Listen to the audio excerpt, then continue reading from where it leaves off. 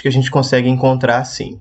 O primeiro deles é o interesse pela sociedade. E quando você olha para a sociedade, é natural que você olhe com um olhar crítico. Então, a crítica social é um dos elementos principais do movimento do realismo, né? Você olhar com visão crítica para a sociedade. Depois vem logo em seguida o relato de costumes. Surge um interesse em você relatar como as coisas realmente são, mesmo que isso seja uma ilusão. A gente sabe hoje que é impossível você estereotipar ou padronizar comportamentos, mas eles ainda, pautados nos ideais positivistas e deterministas do final do século XIX, acreditavam ser possível descrever os costumes da sociedade. E para isso, o narrador, veja bem, não é que as personagens não são mais sentimentalistas, mas o narrador não apresenta a sua história de maneira sentimentalista. Agora ele tenta ser bem objetivo. Um tema recorrente para essa burguesia e para essa sociedade está na grande instituição burguesa, que é o casamento. Então, é um tema que se repete. Sem falar nos problemas institucionais, e que é uma grande novidade. Um processo jurídico, por exemplo, passa a ser tema de um romance. Você tem inúmeros romances que tratam dessa temática como elemento principal. Então, são problemas institucionais sobre o indivíduo.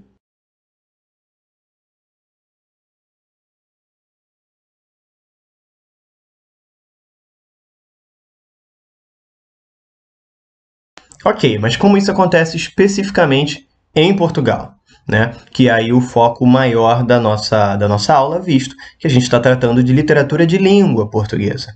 Portugal, à época, já vivia um sentimento de intelectualidade muito grande, muito em razão da grande universidade portuguesa, que é a Universidade de Coimbra, primeira universidade do mundo, diga-se de passagem, tal qual a gente conhece hoje uma universidade.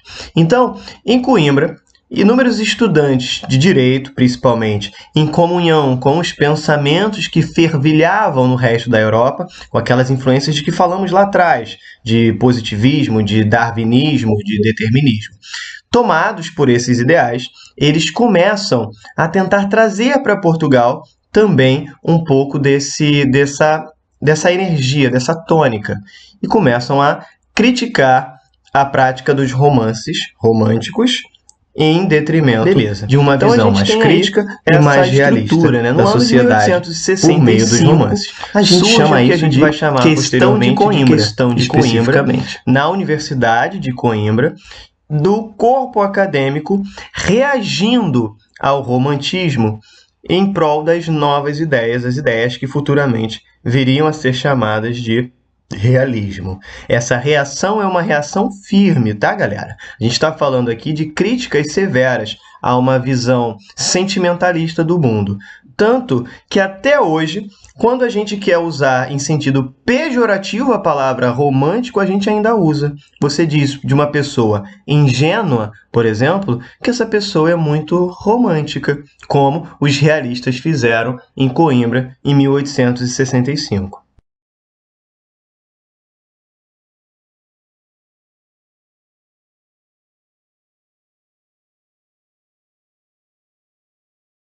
E, dentre outros autores, o grande nome disparado, assim, sem rival, surge aí o nome de Eça de Queiroz, como o grande realista, ou melhor, o grande escritor do realismo português. Eça de Queiroz vai compreender perfeitamente o que é essa ideologia, esse estilo do realismo de transmitir para as palavras a sociedade na sua verdade mais nua e mais crua que se pode conceber. Eça de Queiroz escreveu uma série de 3 livros que, na verdade, não têm relação entre si, mas são considerados a trilogia que expõe o realismo português, a qualidade do realismo português para o resto do mundo, e que vai ser determinante para influenciar no realismo aqui no Brasil também. Então, a gente tem aí uma trilogia de obras, né, do Eça de Queiroz, que vão uma trilogia trabalhar de cenas da vida portuguesa, vários segmentos da sociedade portuguesa do seu tempo. E o crime do Padre Amaro. Como são obras muito profundas e complexas, e nós não teríamos aqui espaço e tempo para tratar de todas elas, eu prefiro fazer um pequeno recorte e falar de uma delas para vocês entenderem aí da dimensão e da relevância do Eça de Queiroz para a literatura de língua portuguesa. Vamos falar do Crime do Padre Amaro. O Crime do Padre Amaro ganhou tanta relevância, pessoal, que ele já foi adaptado para o cinema, para a TV, até mais de uma vez, né? Nós temos aí algumas obras adaptadas do romance de Eça de Queiroz. Trata-se do seguinte: temos aqui um sacerdote, um padre jovem, que vai viver numa nova comunidade. Lá ele toma contato com o pároco e começa a descobrir todos os segredos que estão por trás de uma simples paróquia católica do final do século XIX. Ele entende as intrigas, as fofocas, os segredos e, principalmente, as questões sexuais envolvendo aí o seu sacerdote, o seu pároco. Isso vai chocando muito com ele, vai mexendo muito com ele. Ele tenta se manter dentro da premissa da sua religião, do seu ordenamento.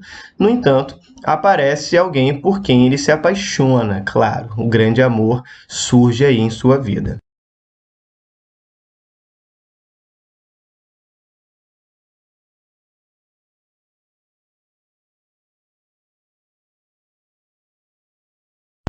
Tá, até aí tudo bem, né? Surge o grande amor. Aí você vai me perguntar, mas o que essa obra tem de diferente de um romance do romantismo, né? Que havia ali um grande amor que desestabilizava a situação de vida dos indivíduos.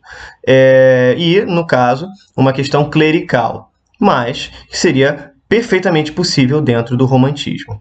A questão é que a gente não vai ver necessariamente um grande amor.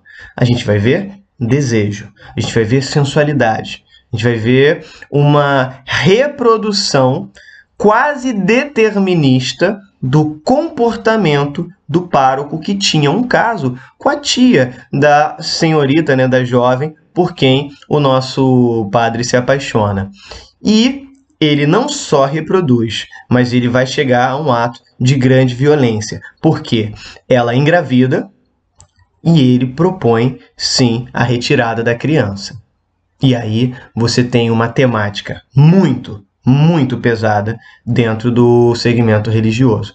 Essa obra foi bastante controversa em razão disso, no entanto, ela serve para coroar o papel do realismo na sociedade, que é, antes de tudo, trazer um choque de realidade. As pessoas leem e entendem o seguinte: isso é real, isso é possível, isso acontece.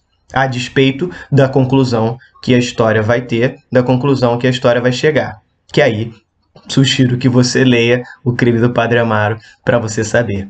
Tá bom, pessoal? A gente fica por aqui, mais essa videoaula. Espero contar contigo nas próximas também. Um grande abraço. Até lá!